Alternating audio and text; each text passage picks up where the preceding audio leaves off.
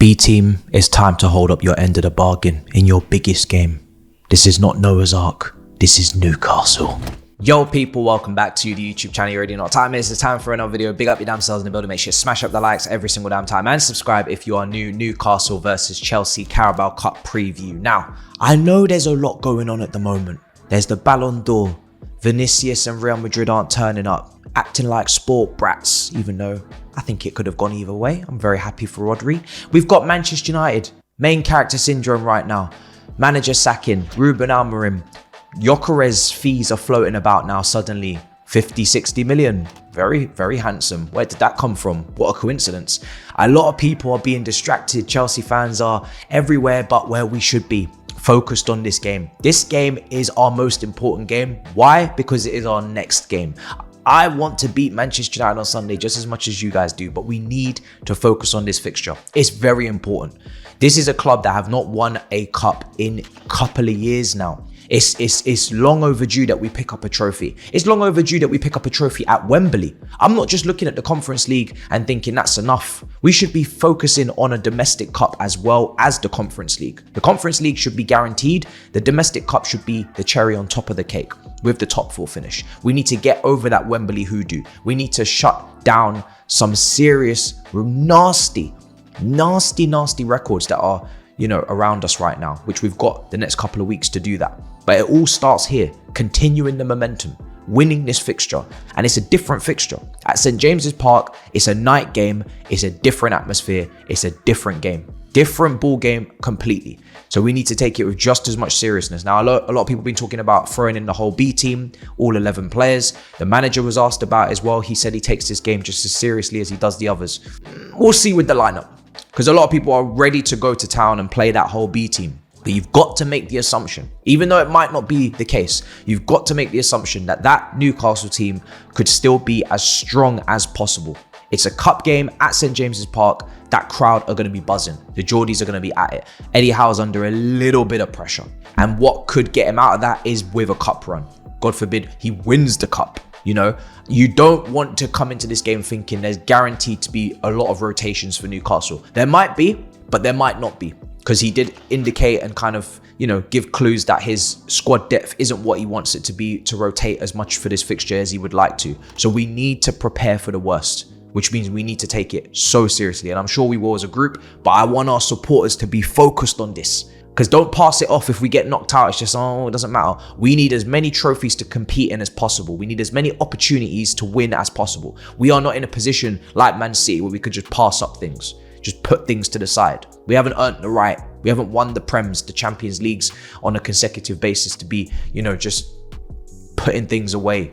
No. Not around here, partner. Not around here. So for me, in that presser, it's going to be interesting. I think when we get to the tactical pad, there's definitely certain players that are going to be in this team and certain players that are definitely going to have to be taken out of the team from the weekend, because we just have to manage their durability, their fitness, their levels. But there's a line that we might have to draw. We'll see. We'll talk. He also was asked about Sancho, where he will play, if he can play on that right wing, because we've seen it at Dortmund. Obviously, we know that initially when he spoke about his attacking wingers, he spoke about Sancho and Mudryk on the left, Neto and Madueke on the right. I think that was just to make it clear from a numerical standpoint what cover looks like, what competition looks like. But we all know that Neto can play both flanks and Sancho can play both flanks. And we've seen Neto in the last couple of games playing left wing. And I remember when he came on before Mudryk to replace Sancho in a Premier League game, they were like, the journalists, I thought you said Mudryk was the second choice left winger. No, they're wingers. Two of them have to stay on their flank in Mudryk and Madueke, and two of them can interchange and swap. Simple. And it was a technical decision, he said, as to why Sancho wasn't involved. It's always technical and tactical. I don't believe any of our players right now have the gall, have the audacity to be complacent in that training session, to be, blasé about them being in the first 11, because there's far too much competition for places, far too much quality in certain areas for anyone to think that they're guaranteed to play. And they're just going to continue to have rockets,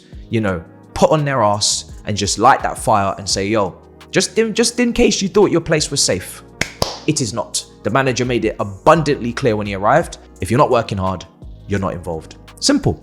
So looking forward to this, very much looking forward to this, very much focused on this. We're going to have plenty of time to talk about Man United in the coming days after this fixture, Thursday, Friday previews, multiple previews. But right now, focus on this game. It's bigger than you think. So what does the team look like? Let's get into the tactical pad. Let's discuss. So on screen here, I've got what our team was against Newcastle on the weekend, which was unexpected in some areas. Reece James left back, Neto came in, and predictable in other ways with the spine that we've been used to. Jackson, Colwell, Caicedo, Palmer. Now, there's certain players in this lineup that played on the Newcastle game, for me, that have to be taken out with the context of what's been going on over the last week. One of those names would be Neto.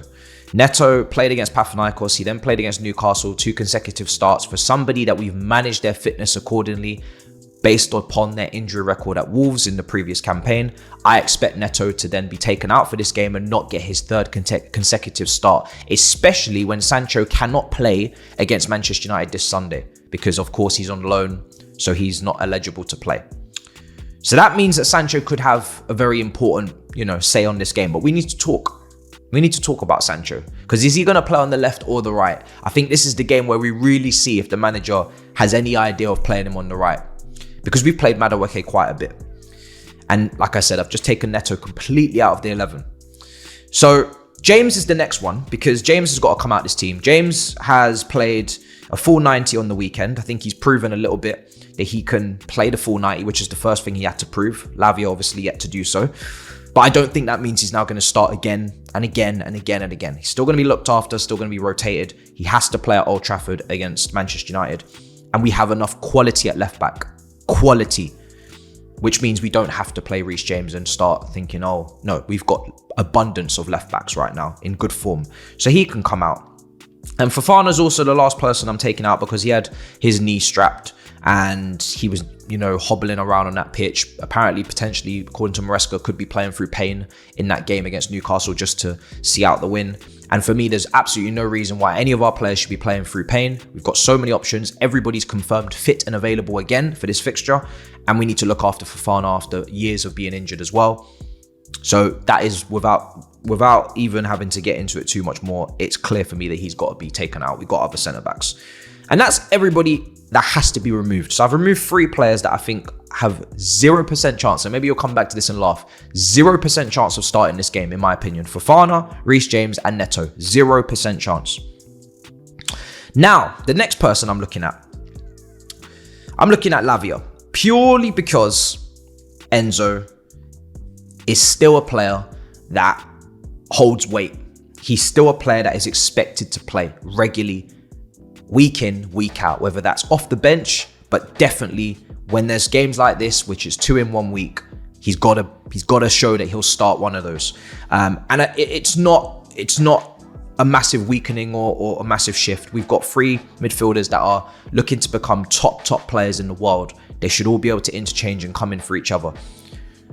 Speaking of, Andre Santos, there's certain stats going about, looking very good at Strasbourg, but we'll get to that in the next international break when we really need to discuss, the next players to come through in the next summer and who potentially needs to move themselves out the way. It's going to be very, very difficult, very, very big conversations when those places are up for grabs. But right now, Enzo's got to be in this side. So the only thing that I'm wondering about is Enzo against Panathinaikos was playing here in a deep line playmaker position. And if we're to do that again, we need a midfield 3. So are we going to go with Cucurella as an 8, or are we going to go with him as a left back? If we go with him as an 8, does that mean Renato Vega comes in? This is what I would not mind seeing. If we're going to do that, that's your midfield 3 for now. For me, Gusto has got to stay on this pitch, because and I think a lot of us probably would say Madueke could come out of this team and he could be changed for Sancho, right? He's not absolutely ripping the place up, Madueke. He's had a few moments here and there, but he's still got more to do. So Sancho could play on that right, and that would then obviously mean that Mudryk comes in on the left. He played well last Thursday. He was on the bench at the weekend. He's making strides to try and compete for a first team place. But if you're playing Sancho at that right wing position, for me, he's absolutely got to keep Gusto in that right back position just to give him the overlap. Or if it's not an overlap, it can be an underlap. It doesn't really matter to me too much. You know, we know that Sancho sometimes will play here and Gusto will get in there and give him the option. Very similar to how Cucurella was doing it for Sancho on the opposite flank. Or sometimes maybe Gusto can overlap and Sancho can play in there. But for me, the key with Sancho is getting bodies around him. He's not a Madueke. He's not a Tyreek George or a Neto where I would want to see him isolated and then he can just go and use his blistering explosive pace. I want him to be able to drift, be able to combine 1-2s, technical players around him, and I think that would look quite good, whatever way they want to run it. So that means you can't really play a defensive-minded player in that right side centre-back position as we have done. In my opinion, if you're playing Sancho there, I want to see bodies around him. So to finish off this back line, quickly, Badiashile, potentially. Tosin is another option as well, potentially. And then Cucurella is there. So that could be your team. Now, obviously, if we want to do even more rotations, you're bringing in Felix, you're bringing in Nkuku, and you're really going down the B team route, right? You're really going down the B team route. And I ask you guys in the comments, you know, if you was to go with that team, maybe Caicedo stays, maybe Drewsbury Hall comes in. Would you be confident of winning the game with that 11? That's what I asked earlier. Let me know in the comments. If I'm even to go more, you're taking Sanchez out. For me, Jorgensen has to play over Sanchez anyway, because we need to start seeing Jorgensen against proper opposition where he can be tested, where he can play in high key, you know, high stakes games. This is a high stakes game. And he needs to show if he could potentially be a Sanchez replacement in that goal. But yeah, it's tough on Renato Vega not getting him in, because I'd love to have him in this team. And maybe he could make it, but it just feels like with Gusto there, it's got to look like that as a back three, as opposed to Cucurella coming inside and drifting in this 8 position and Gusto playing here.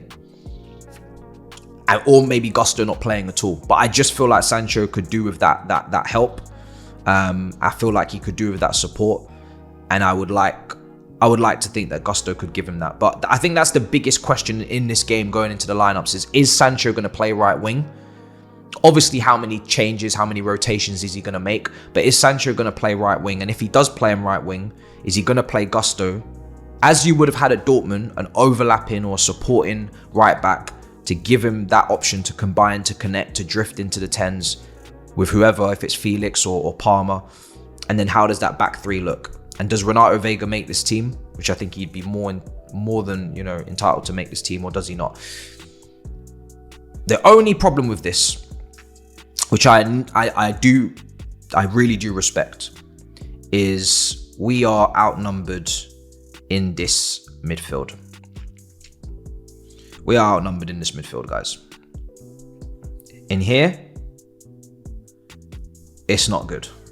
Now, Newcastle could bring in other players. They could bring in Willock. They could bring in Willock. They could bring in Longstaff. They could bring in Kelly. They could bring in Murphy. They could bring in Arts and Crafts at centre-back. I'm not saying that Newcastle are going to come here and play the strongest team you've ever seen. But I'm just saying, if they do, are we comfortable with what we're doing? Are we comfortable with the team we're putting out? And that's the key here, because we do need to win this game. But that 3v potentially 2 is concerning. Felix and Sancho off the ball, not really the most combative, not the most physical. So that's a square, and that's a dynamic that I'm not necessarily in favor of. Off the ball, this is a little bit problematic with Enzo, Felix, Sancho. You're asking Caicedo to do a lot of work off the ball. You are. So from a going forward perspective, I liked it, but that's why it might not happen with Sancho and Gusto and Felix, and you know, that's why it might not happen. And that means, yeah, it's a head scratcher with Sancho at right wing. We've never seen it under Maresca, and that's why you might not see it, because if you do just take him out, you can afford to take Gusto out, and you can afford to tailor the team back to what we're used to seeing, which is just an out-and-out winger on that flank. And then you don't need to worry about the fullback getting forward on the right, and you can just go back to this. right? You can just go back. Where's Renato Vega? There he is. And this is what you do. And you just go back to something that is a little bit more familiar, which is Enzo in the deep line playmaker role, Caicedo and Cucurella either side playing as the 8s, giving that matchup in the midfield, 3v3, as you can see, 3v3. And you've got your physicality at the back. Set pieces will be taken care of in that way. And that's how Madueke still makes this team. Or Neto, but physically, durability, Madueke still makes this team. And it just means that you physically have covered off all parts of the pitch.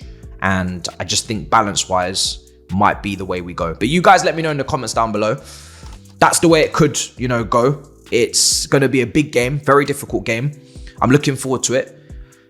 But I'm placing a lot of importance on it because I really want to win a trophy, and I really don't want to, with a squad this size, I don't want to go out of competitions early. I don't want to not have enough fixtures to cater to everybody's needs in terms of game time, in terms of proving their point, proving themselves.